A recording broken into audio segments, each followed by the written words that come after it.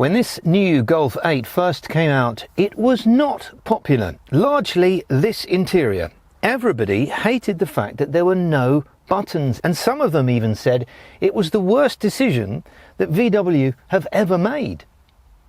The decision to make this car entirely knobless has made the internet furious, because the Golf interior has always had many a protuberance to prod, press or finger. Now it's space-inspired minimalism, forcing us to learn all new habits to even do the simplest of things, and for some that's dangerous or annoying.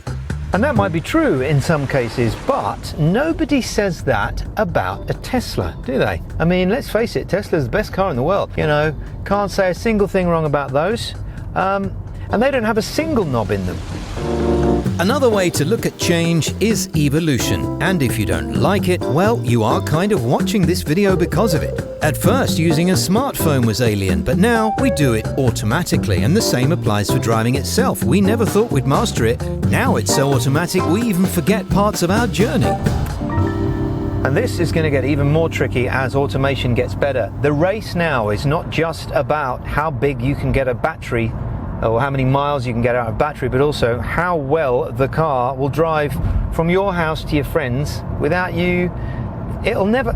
But anyway, that's the race at the moment. Tesla have now launched their latest exciting automation software. No, wasn't really a massive fan of the current one. I've always thought that Mercedes and VW is better, and I'm even going to say VW is the best because it's in a Golf for free. So there's a little bit more. I think this is called LiDAR technology, which is slightly different to what they use in Tesla. Correct me if I'm wrong, that's what the comments is for. But as you can see, everything is very, very accurate. You get loads of time with your hand off the wheel if you are going to do that. So that was, there you go, that was a good, 40 seconds. And the way it measures the distance between this and the car in front seems to have improved as well. There's none of that sharp braking stuff. So that's really impressive. But it's nothing new, because you've had a Golf before. What is new is Car X, and this is where all the VWs talk to each other, constantly communicating. And if you listen carefully, you can actually hear them. Yeah. Apparently there's an accident on the A40. This car isn't completely knobless because there's one in it now. This is the manual 2-litre diesel Life because it's one of the cheapest. Despite its modest 115 horsepower, the torque figure makes this engine feel much more powerful than it is. It's quiet, sophisticated, versatile, and economical. Before you switch off because this is a diesel, hang on a minute. There is still a large consensus of people who really still need this engine. It will do 60 miles to the gallon and will go on forever. All right, that's still of value to people at the moment. I mean, look, this is now doing, how do I show you? Is it a swipe?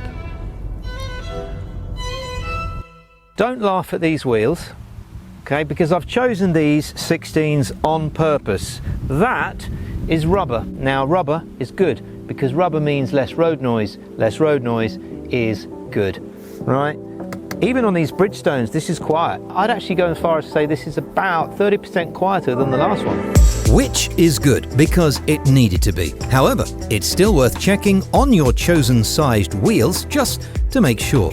Averaged mixed driving MPG across a week was recorded at 58 miles to the gallon. CO2 is 91 grams per kilometre, and that makes your VED cost £135 for year one. Interesting theme here. Actually, when you go to the park menu, you get a nice picture of a car park at night. It's a bit ominous. I'm not sure I'd park there at all, actually. And there's a theme going on here, because if you now go to the sound settings, which is here, you got them as well there. Zombies. Another reason you don't need to worry about this being a diesel is obviously because it's got a famous Golf-sized boot. Biggest in the world, this is. In fact, no, this is second biggest. I think there's only one car that's bigger than this, which is the Skoda Octavia. But that is where your electric scooter will live, so that you can park outside the city with your diesel and scooter on in. I don't normally do the backs, very conscious of your time, and chances are you probably would have seen all that stuff anyway, but I think in a car where it is relevant, like like this, which will be used, you get an idea of how much room there is in the back here with me sat. This is my driving position. I am a 6 foot, and you've got 2 little pockets here for your phone. I think that's a nice idea. Another pocket here, and you can pull down this armrest with 2 cup holders in it, and this whole thing actually will move through so you can put stuff in. Oh, it's all very versatile, and these seats are very comfortable. Yeah, I'm going to do all that. As well as resuming manufacturing, VW have been busy assisting the public and the environment. In Australia, a $2.5 million fund was donated as a bushfire recovery one, and 40 million euros was donated in support of COVID-19, all whilst managing a 27% decline in revenue, which is about 7 billion euros. And it's here in the factory where the Golf 8 has had improvements to its running gear, its steering, suspension and rolling resistance. So yes, it's not just a new body on an old car. Right, park assist. I want to see if this works without reading the instructions. This is a good way to see whether an idiot can work it. I'm now coming up to a parking space. I'm going to press that one, park assist. Okay, so now it's showing me this. Ah, it's found a space. Okay, so no, we don't want that one. We want that one. Good. Now what? What do we press now? Start. Please reverse. Please brake. Reverse slowly. Okay. Press brake. Please drive forward slowly. Park assist. Oh, it's gone in forwards. Okay. Couple of other useful things here. You've got a 12 volt in the back. Spare wheel. That's why it's quiet. It's not run flats. And this little button here. Oh, smallest indicator in the world. It's a bulb. Is that what you get at Halfords? I'm assuming that if you get one of these, the GTE or this GTI, which is very good at going from side to side, look at that, the lights and indicators will be different. For no additional cost, you'll get these seats, which obviously will be very popular with your nan. Audis and BMWs, though, don't offer cloth like this. Golfs do. It starts with 16-inch wheels and comes with an SOS system if you get into difficulty. And of course, the car is likely to stop on your behalf if you lose concentration. It's also got auto hold and electric handbrake, very useful stuff. And of course, all the digital bits too, which will automatically connect to Android or Apple CarPlay. All for approximately 200 and something a month from the very famous Leasing.com. Whilst we're on the subject of money, I've done some research here and put some notes down to give you an indication on what you can put on it, how much it might cost, and or whether you should have it or not. You've got, for example, a 30 colour LED light pack for the interior. You don't need that. It's £150 because you've already got 10 colours for free.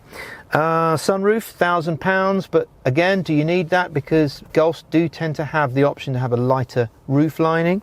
You can upgrade the automatic cruise as well for £785. It gives you the option to have stop and go, which is amazing. You can literally go from one side of a city to another without touching anything, obviously steering, paying attention, but £785, not sure, I would put that on. The IQ LED lights, now they are great. Each headlight has got 22 LEDs in it, individual, very nice, but also very expensive. That will set you back £1785. But if you want to see animals in the bushes at night and all that, it's clever stuff. Interestingly, Golf have done away with the Dyn audio system. They used to have, I wasn't a fan, now they've gone across to Harman Kardon, which is what BMW use, and it's £675 if you want a decent sound system. Can't tell you whether it's any good or not because I haven't heard it, but that's how much it is. Actually, on price, if you are going to put options on there and you're leasing, you just add the cost of that option to the lease price and divide it by how many months you've got. So a sunroof, £1,000 across 36 months is whatever that is. Did I even put £27? I did that bit of research. Anyway, all of that is irrelevant because if you're watching this, chances are you've been given a bit of paper by your boss for your company car. It's got 2 cars on it. You just need to know which one's the best. Back on the road, the Golf is equipped with Tesla-type software that will soon be able to read signs and slow you down automatically. You can see here how long they've been perfecting this system, which might just save your driving license. Get a new Golf today, and one day you'll wake up and it'll do a whole load of new stuff.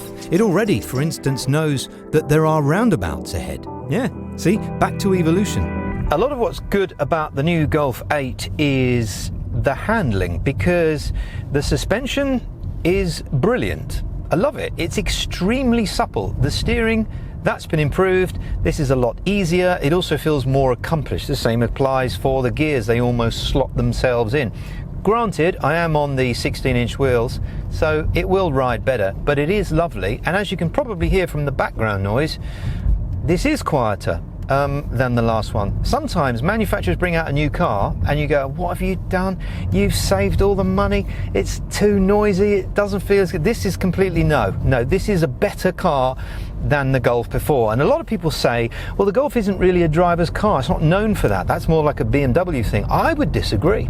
When you drive a Golf, you feel like the car is living out its purpose, which is just to humbly drive you around extremely well for years and years. Allocate a little more budget and this is what the GTD will look like, with its improved torque and horsepower up to 197 from 181. You'll also get these very nice seats and the same suspension as you might get in the GTI. My pick initially would be this though, probably in this colour, the 1.5e TSI engine, 150 horsepower, and I'd always go with the DSG Auto because it's my favourite gearbox. Silky engine that, light and quiet. Cost on Leasing.com about the same, £190 to 200 and something a month. My first experience with a Golf was very fortunate. In fact, the first Golf I drove was a Golf R and then a GTI, and in both cases I was blown out of the water about how well it makes you feel like you can drive. Coming up to a corner, down, brake, turn in, off the brake, back on slowly. Okay, no, it's four-wheel drive, don't worry. Here we go, back on the brake, heavy on the brake, off the brake, lift off, accelerate. Want one of these? They both make you feel like a hero, both those cars, and I thought, why doesn't everybody have a Golf? It's interesting. Then I ended up with a ordinary hire car one, and it was, tiny little engine, didn't have anything on it, and I kind of fell in love with that too. A lot of my friends at work are like, why don't you just stop spending money on cars and just get a Golf, because you know you like them and they drive good. Well, yes they do, and it's not just me. Clarkson's got a Golf. I think he's got a GTI. I don't know whether he's still got it or not, but that's a brilliant advert for how good the car is. He knows a little bit about cars, doesn't he? The Golf has always been a great car. I like a person who chooses a Golf as their daily driver. And although this looks absolutely amazing and has a battery as good as a Tesla's, I really hope it doesn't actually spell the end for the Golf, because that would be an evolution I'm not ready for.